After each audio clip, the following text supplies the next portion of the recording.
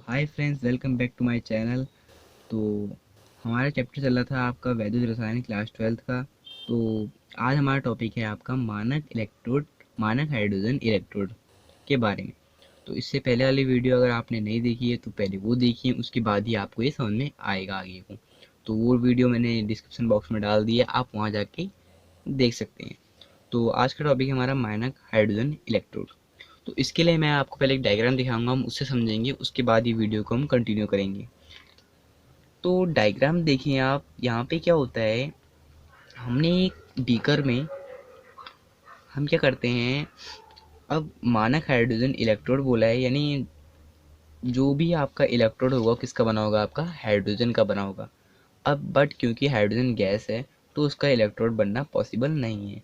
तो इसके लिए क्या करते हैं हम, आपके यहाँ पे प्लेटिनम से लेपित प्लेटिनम से लेपित एक छड़ लेते हैं और इसके चारों ओर क्या कर लेते हैं हम, आपकी कांच लगा देते हैं, ये कांच की परत लगा देते हैं। और उसके अंदर क्या करते हैं, 1 एटीएम, यानी आपकी 1 एटीएम यहाँ पे लिख देंगे आपका 1 एटीएम, 1 एटीएम। ठीक है, तो क्या करते हैं हम आपका 1 एटीएम, यानी 1 एटीएम लिखता हूँ मैं जैसे 1 एटीएम, 1 एटीएम प्रेशर पे क्या करते हैं, फिर H2 गैस प्रोवाइड करते हैं। जब H2 गैस इसके अंदर प्रवेश करती है तो क्या होती है, प्लेटिनम की छड़ पे चिपक जाती है आसानी से। ठीक है, फिर इस प्लेटिनम की छड़ को क्या करते हैं हम आपका अम्लीय विलयन, एक अम्लीय विलयन में डुबा देते हैं।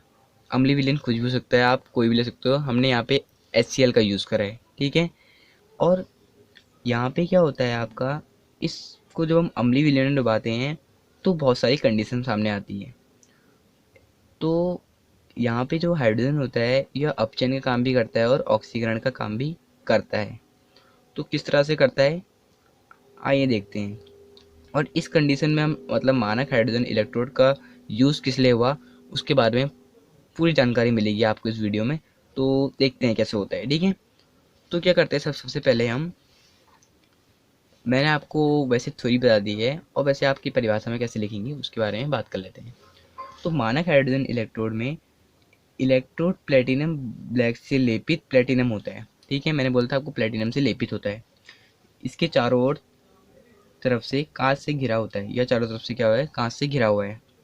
ठीक है, और तथा 1 एटीएम दाब पर H2 गैस प्रवाहित करते हैं, मतलब 1 एटमॉस्फेयर प्रेशर में हम आपकी ये छिद्र द्वारा H2 गैस इसमें डालते हैं, प्रवाहित करते हैं। ठीक है, जो कि छिद्र द्वारा ऊपर से डाली जाती है। ठीक है भैया, अब आगे बात करते हैं। तथा अम्लीय माध्यम विलयन का सांद्रण 1 m, यानी जो भी आपकी सांद्रता, मतलब जो विलयन लिया है अम्लीय विलयन, इसकी सांद्रता कितनी लेते हैं हम आपका 1 m। ठीक है, m मतलब क्या होगा, सांद्रता। ठीक है, तथा अम्लीय विलयन क्या लिया हमने, HCl लिया है, तो यहाँ आपने जो भी लिया है आप यहाँ पे वो लिख सकते हैं। हमने HCl है तो हमने HCl लिखा है। ठीक है, अब क्या होता है, तब प्लेटिनम इलेक्ट्रोड तथा विलयन में उपस्थित H आयनों के मध्य विभव उत्पन्न होता है। क्या होता है, मतलब कि जो आपकी प्लेटिनम, जो इलेक्ट्रोड प्लेटिनम का बना हाइड्रोजन का है, लेकिन आपका हमने यूज़ किसका करा है, प्लेटिनम का। तो प्लेटिनम इलेक्ट्रोड और विलयन में उपस्थित HCl है तो अपने आयनिक फॉर्म में होगा, तो उसमें H आयन भी होंगे। H आयन और हाइड्रोजन जो प्लेटिनम से लेपित है, इसमें क्या होता है आपका, इन दोनों के मध्य एक विभव उत्पन्न हो जाता है। तो इस प्रकार से क्या होता है, यह एक एनोड की तरह भी कार्य करता है और कैथोड की तरह भी कार्य करता है। ठीक है, और आप देखते हैं कैसे करता है। तो जब यह, तो क्या करता है, जब यह आपका एनोड की तरह कार्य करता है। एनोड की तरह क्या कार्य करता है, मतलब क्या होना चाहिए, ऑक्सीकरण होना चाहिए। हमने पहले वाली वीडियो के बारे में इसका पूरी तरह से डिस्कस कर रखा है। ठीक है, तो ऑक्सीकरण होगा सब, इजी बात है, होना चाहिए। तो तब क्या होगा देखते हैं। तब क्या होगा, अब जो हाइड्रोजन गैस है आपकी, वो आपके 2 इलेक्ट्रॉन मूव करके, यानी 2 इलेक्ट्रॉन दे के अपने आयन में कन्वर्ट हो जाएगी। ठीक है, तो क्या होगा, इसका ऑक्सीकरण हो जाएगा। दिख ही रहा है, क्योंकि यहाँ पे हाइड्रोजन की ऑक्सीडेशन स्टेट 0 है और यहाँ पे क्या है आपकी +2 है। ठीक है, दिख ही रहा है हमको, यानी ऑक्सीकरण संख्या 0 से +2 हो रही है, मतलब क्या हो रहा है, आपकी ऑक्सीकरण संख्या में वृद्धि, यानी क्या हो रहा है, ऑक्सीकरण हो रहा है। ठीक है। और यदि जब इसमें क्या होगा आपका कैथोड, जब ये कैथोड की तरह कार्य करेगा तो क्या होना चाहिए, इसमें अपचयन होना चाहिए, जरूर होना चाहिए अपचयन।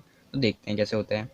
तो क्या होता है यहाँ पे जो टू एच आई एन है वो 2 इलेक्ट्रॉन गेन करके यानी 2 इलेक्ट्रॉन ग्रहण करके आपके वापस से आपका मतलब हाइड्रोजन में कन्वर्ट हो जाते हैं, यानी हाइड्रोजन दोबारा मिल जाता है हमें। तो इस प्रकार से हमें देखने को मिलता है कि यहाँ पे जो हाइड्रोजन है उसकी ऑक्सीकरण संख्या +2 से 0 हो रही है।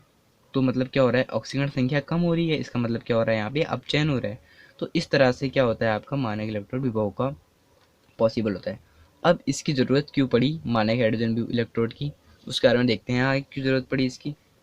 अब क्या होता है यहाँ पे, जो मानक हाइड्रोजन इलेक्ट्रोड होता है इसका 298 यानी 298 केल्विन टेम्परेचर पर इलेक्ट्रोड विभव का मान शून्य होता है। यानी मानक हाइड्रोजन इलेक्ट्रोड जो लिया है हमने, इसका 298 केल्विन ताप पर इलेक्ट्रोड विभव का मान शून्य होता है। अब शून्य होता है तो इससे हमें क्या प्रॉफिट हुआ, यानी क्या लाभ हुआ, उसके बारे में लिखा है यहाँ पे। क्या लिखा है, तथा इसका प्रयोग किसी अन्य इलेक्ट्रोड के इलेक्ट्रोड विभव को मापने के लिए किया जाता है। ठीक है। अब कैसे प्रयोग किया जाता है उसके बारे में थोड़ा बता देता हूँ पहले आपको मैं। तो कैसे प्रयोग किया जाता है, तो इसमें क्या करते हैं हम आपका, जैसे हमने किसी सी सेल, मान लो हमने क्या पढ़ा सबसे पहले, इलेक्ट्रोड विभव के बारे में, मतलब ईएमएफ के बारे में। जैसे हमने किसी सेल का ईएमएफ फाइंड कर ईएमएफ दिया है हमें, और हमें क्या दिया है, ई ई नॉट कैथोड दिया है and minus E not anode दिया है। ठीक है। हमें दिया क्या क्या इसमें देख लेते हैं। जैसे हमको कहा है कि भाई एनोड का हमें निकालना है, क्या निकालना है, एनोड का इलेक्ट्रोड विभव निकालना है। लेकिन और हमें ईएमएफ दिया है सेल का, और दिया है, और ये दिया है, और कहा है कि जो मतलब हमें खाली सेल का ईएमएफ दिया है, लेकिन ये एनोड का नहीं दिया है हमें। हमसे कह रहा है कि इस एनोड का हमें इलेक्ट्रोड विभव ज्ञात करना है। तो इलेक्ट्रोड विभव ज्ञात करना है इसका। अब ये इलेक्ट्रोड विभव इसके बराबर तभी होगा जब या इसका मान क्या होगा, 0 होगा। अब इसका मान 0 होने के लिए इसको हम क्या कर लेंगे, आपका हाइड्रोजन का बनाएंगे। और हाइड्रोजन का जब ये बनेगा तो क्या होगा, इसका इलेक्ट्रोड विभव का मान 0 होगा। तब इलेक्ट्रोड विभव का मान इसका जब 0 होगा तो ये एनोड का जो इलेक्ट्रोड विभव होगा वो पूरा सेल का ईएमएफ होगा आपका। तो जो सेल का ईएमएफ होगा वही क्या होगा, एनोड।